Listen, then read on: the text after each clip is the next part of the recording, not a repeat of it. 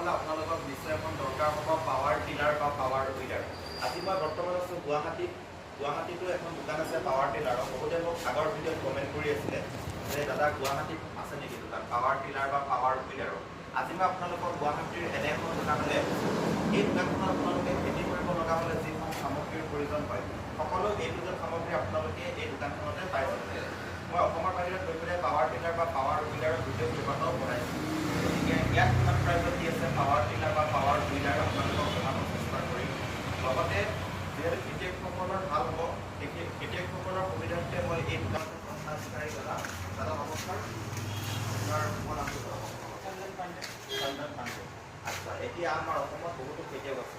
খেতি কৰিব লগা হ'লে সকলোকে power tiller power reaper power weeder সকলোখিনি বস্তুৰ প্ৰয়োজন। এতিয়া বহুত খেতিয়কে অসমৰ পৰা বাহিৰত যাবলৈ অলপ অসুবিধা পায় যিহেতু বহুত লং জাৰ্ণি হৈ যায়।